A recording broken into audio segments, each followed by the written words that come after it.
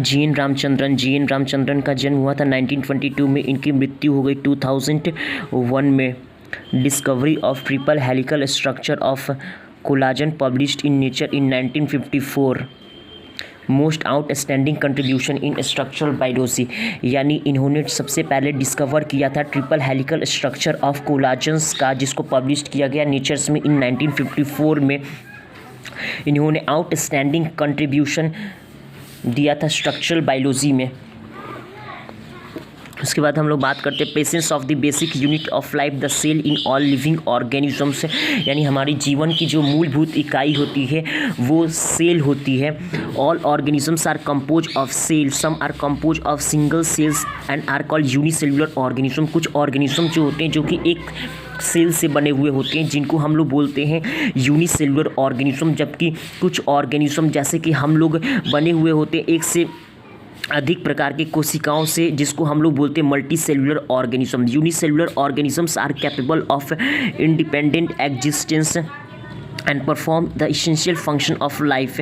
Unicellular organisms जो होता है इनके पास क्षमता होती है कि ये इंडिपेंडेंटली सर्वाइव कर सके और अपने जीवन की सभी मूलभूत क्रियाओं को कर सके। Anything less than a complete structure of cell does not ensure independent living. कोई भी जो कि एक कोशिका से भी कम होता है वो इंडिपेंडेंटली सर्वाइव नहीं कर सकता है। Cell is the fundamental structural and functional unit of all living organism. Cell जो होता है ये फंडामेंटल स्ट्रक्चर और फंक्शनल यूनिट होता है सभी लिविंग ऑर्गेनिज्म का। Anton von Leeuwenhoek first saw, इन्होंने पहली बार देखा था and describe live cell. Robert Brown later discover, Robert Brown जो थे उसके बाद इन्होंने न्यूक्लियस का डिस्कवर किया था। 1838 में माथियस लीडेन एक जर्मन बॉटनिस्ट थे जिन्होंने लार्ज नंबर्स ऑफ प्लांट पर स्टडी किया और इन्होंने देखा सभी प्लांट जो होते हैं वो अलग अलग प्रकार के कोशिकाओं से बने हुए होते हैं, which form the tissue of the plant, जो प्लांट के टिश्यू को बनाता है। At about the same time, उसी समय पर थियोडर स्वान 1839 में, जो कि एक ब्रिटिश जूलॉजिस्ट थे, इन्होंने अलग अलग प्रकार के एनिमल सेल पर स्टडी किया and reported that cell had thin outer layer which is today known as the plasma membrane. और इन्होंने बताया कि जो सेल होते हैं उनमें थिन आउटर लेयर होता है जिसको हम प्लाज्मा मेम्ब्रेन बोलते हैं। ही ऑल्सो कंक्लूडेड, इन्होंने निष्कर्ष क्या निकाला, based on his study on plant tissue पर अध्ययन के आधार पर, presence of cell wall is the unique character of the plant cell, यानी सेल वॉल का उपस्थित होना ये यूनिक कैरेक्टरिस्टिक्स होता है प्लांट सेल का। On the basis of this, इसके आधार पर स्वान ने प्रपोज किया हाइपोथेसिस प्रपोज किया that body of animal and plant are compose of cell and product of cell. जो बॉडी होता है प्लांट और एनिमल्स के, ये बने हुए होते हैं सेल के, और सेल के प्रोडक्ट के बने हुए होते हैं product of cell. Schleiden and Schwann together formulated the cell theory. Schleiden और स्वान जो थे एक साथ मिलकर इन्होंने सेल थ्योरी को दिया। This theory however did not explain to how new cell were form. ये जो थ्योरी था ये एक्सप्लेन नहीं कर पा रहा था कि कैसे नए सेल का उत्पत्ति होता है। रुडोल्फ विर्को 1855 में first explain that cell divided and new cell are form.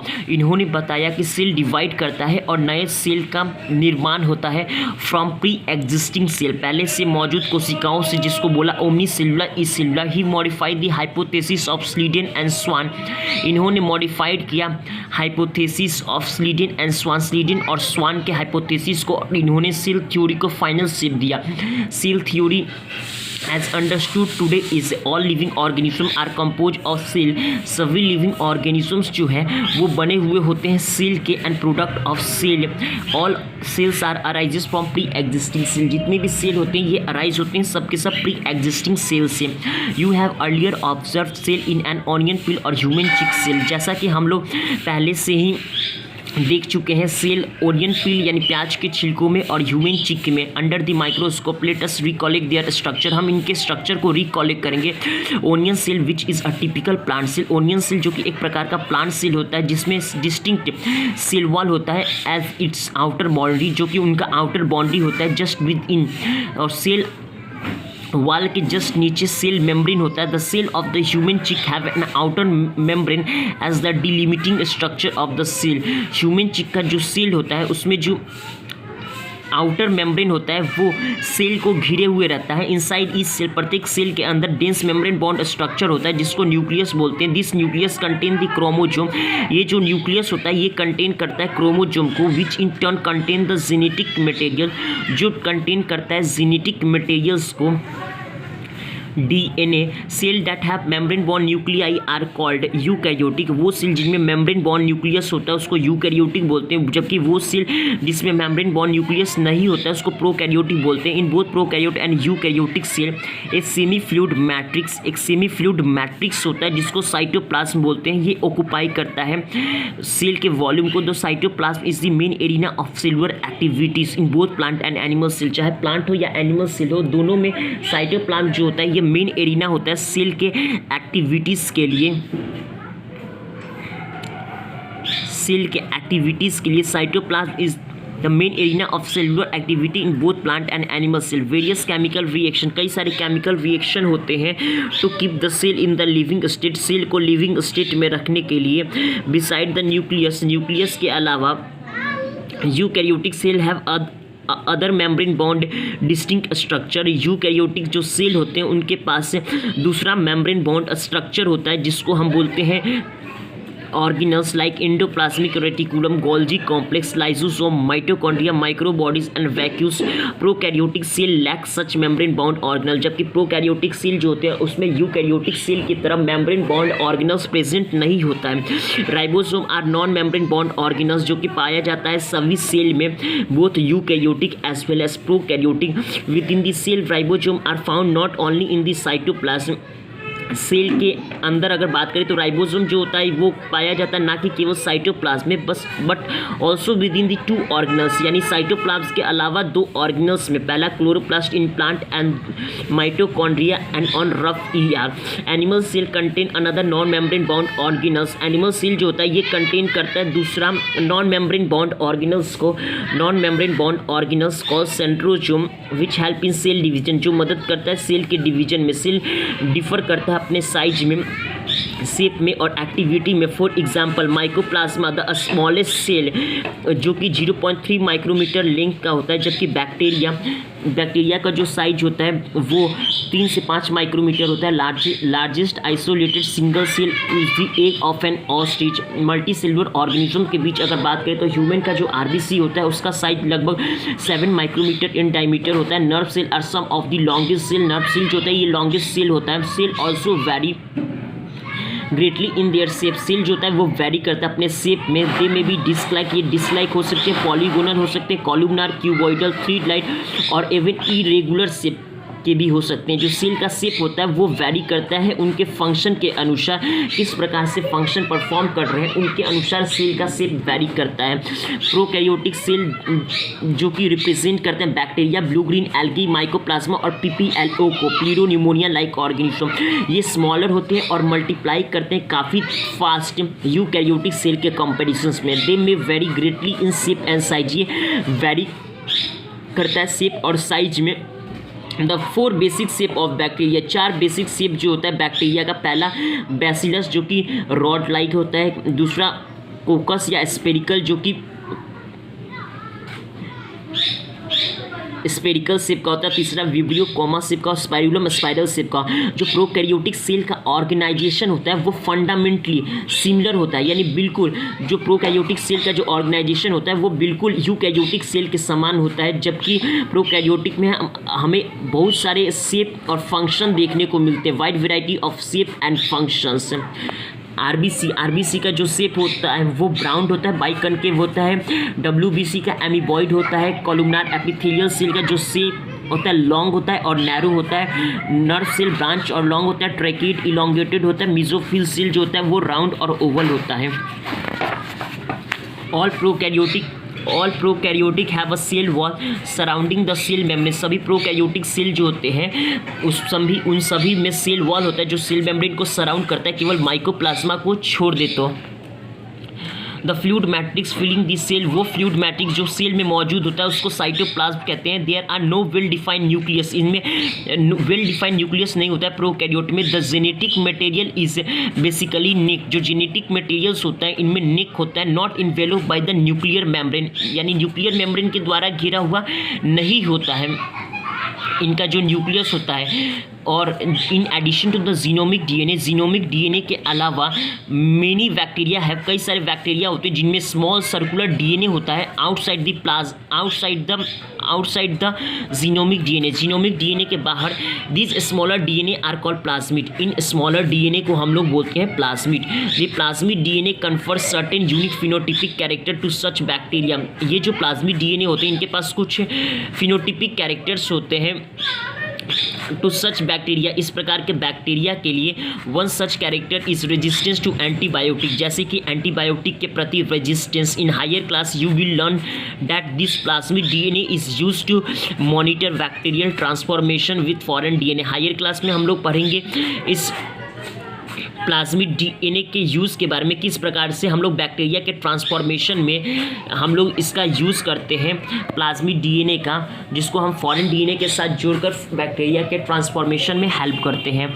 फिर उसके बाद बात करेंगे nuclear membrane is found in eukaryote, nuclear membrane जो होता है वो यूकैरियोट में पाया जाता है। No organelles like the ones in eukaryote are found in prokaryote cell, कोई भी ऐसा ऑर्गेनल्स नहीं है जो कि यूकैरियोट में पाया जाए और वो प्रोकैरियोट में भी पाया जाए, केवल एक राइबोसोम को छोड़कर। Prokaryote have something unique, prokaryote जो होते हैं उसमें कुछ यूनिक होता है। In the form of inclusion body, a specialized differentiated form of cell membrane, prokaryote में सेल मेम्ब्रेन जो कि डिफरेंशिएट फॉर्म में होते हैं जिसको मीसोसोम बोलते हैं। मीसोसोम जो होता है ये कैरेक्टरिस्टिक्स होता है प्रोकैरियोट का, ये इनफोल्डिंग होता है सेल मेम्ब्रेन का। ये मीसोसोम जो होता है ये इनफोल्डिंग होता है, अंदर की ओर फोल्डिंग होता है, किसका तो बोलेंगे सेल मेम्ब्रेन का अंदर की ओर फोल्डिंग होता है। उसके बाद हम लोग बात करेंगे एक टिपिकल बैक्टीरिया जिसका size 1 to 2 micrometer, PPLO 0.1 micrometer से। बैक्टीरिया का अगर साइज पूछेगा तो 3 to 5 माइक्रोमीटर, लेकिन टिपिकल बैक्टीरिया का 1 to 2 माइक्रोमीटर, PPLO का 0.1 माइक्रोमीटर, वायरस का 0.02 से 0.2 माइक्रोमीटर। एक टिपिकल यूकैरियोटिक सेल का साइज 10 to 20 माइक्रोमीटर होता है। Most prokaryotic cell, particularly the bacterial cell, have a chemically complex cell envelope. Most prokaryotic cell जो होते हैं, खासकर बैक्टीरिया सेल का अगर बात करें तो उनमें सेल इन्वेलोप जो होता है वो काफ़ी कॉम्प्लेक्स होता है, कॉम्प्लेक्स सेल इन्वेलोप होता है। Cell envelope consist a tightly bound 3 layer structure, जो सेल इन्वेलोप होते हैं उनमें टाइटली बॉन्ड 3 लेयर स्ट्रक्चर होता है। आउटर मोस्ट सबसे बाहरी लेयर को ग्लाइकोकैलिक्स बोलते हैं, जिसके बाद सेल वॉल होता है और उसके बाद प्लाज्मा मेम्ब्रेन होता है। Each layer of the envelope perform a distinct function, सभी लेयर का अपना एक स्पेशल काम होता है। They act together as single protective unit, और ये तीनों के तीनों लेयर ग्लाइकोकैलिक्स, सेल वॉल और सेल मेम्ब्रेन मिलकर एक सिंगल प्रोटेक्टिव यूनिट के रूप में काम करते हैं। Bacteria can be classified into 2 group, bacteria जो है वो उसको हमने क्लासीफाई किया है 2 ग्रुप में on the basis of differences के आधार पर। इन द सेल इन्वेलोप के डिफरेंसेस के आधार पर और किस प्रकार से ये रिस्पॉन्ड कर रहे हैं स्टेनिंग प्रोसीजर के लिए, जिसको ग्राम ने डेवलप किया था। वो जो ग्राम स्टेन को लेते हैं उनको ग्राम पॉजिटिव कहते हैं और जो ग्राम स्टेन को नहीं लेते हैं उनको ग्राम निगेटिव बैक्टीरिया कहते हैं। ग्लाइकोकैलिक्स डिफर करता है कॉम्पोजिशन और थिकनेस में अमॉन्ग डिफरेंट बैक्टीरिया, अलग अलग बैक्टीरिया के बीच। It could be loose sheath, ये लूज शीथ के रूप में हो सकते हैं। ग्लाइकोकैलिक्स ये लूज शीथ के रूप में हो सकते हैं जिसको स्लाइम लेयर बोलते हैं। कुछ में ये थिक और टफ होते हैं जिसको कैप्सूल बोलते हैं। The cell wall determine the shape of the cell, जो सेल वॉल होता है ये the cell wall determine the shape of the cell, जो सेल वॉल होता है वो सेल के शेप को डिटरमाइन करता है। Cell wall determine the shape of the cell and provide a strong structural support to prevent the bacteria. Cell wall जो होता है ये सेल के शेप को डिटरमाइन करता है और दूसरा बड़ा काम होता है कि ये स्ट्रॉन्ग स्ट्रक्चरल सपोर्ट प्रोवाइड करता है जो कि बैक्टीरिया को बर्स्ट और कोलैप्स होने से बचाता है। टर्जिडिटी के दौरान the plasma membrane is selectively permeable in nature's. Plasma membrane जो होता है ये परमिएबल्स होता है नेचर्स में एंड इंटरेक्ट विथ आउटसाइड, यानी प्लाज्मा मेम्ब्रेन सेलेक्टिवली परमिएबल कहने का मतलब कि कुछ सब्सटेंस को आने देता है, कुछ को नहीं आने देता है अपने से, और ये इंटरेक्ट करता है बाहर के वर्ल्ड से। This membrane is similar structure to that of eukaryote, यानी जो प्रोकैरियोट का प्लाज्मा मेम्ब्रेन होता है वो बिल्कुल स्ट्रक्चरली सिमिलर होता है यूकैरियोट के प्लाज्मा मेम्ब्रेन से। स्पेशल मेम्ब्रेनस स्ट्रक्चर, खास प्रकार का हमें मेम्ब्रेनस स्ट्रक्चर देखने को मिलता है जिसको म्यूजोजोम बोलते हैं, जो कि फॉर्म होता है प्लाज्मा मेम्ब्रेन के एक्सटेंशन के द्वारा सेल में। दिस एक्सटेंशन आर, ये जो एक्सटेंशन होता है प्लाज्मा मेम्ब्रेन का सेल में इन the form of vesicle, vesicle के रूप में हो सकता है, ट्यूब्यूल्स के रूप में हो सकता है या लैमेली के रूप में हो सकता है। They help in cell wall formation, ये हेल्प करता है सेल वॉल के, ये हेल्प करता है सेल वॉल के फॉर्मेशन में। पहला इसका काम है सेल वॉल के फॉर्मेशन में हेल्प करता है, फिर दूसरा सेल वॉल के फॉर्मेशन में, दूसरा डीएनए के रेप्लिकेशन में, तीसरा distribution to daughter cell, daughter cell को डिस्ट्रीब्यूट करने में, and they also help in respiration secretion process, increase the surface area of the plasma membrane, plasma membrane के सरफेस एरिया को इंक्रीज करता है, and enzymatic content in some prokaryote like cyanobacteria there are other membranous extension. कुछ prokaryote जैसे कि cyanobacteria there are other membranous extension, इनमें कुछ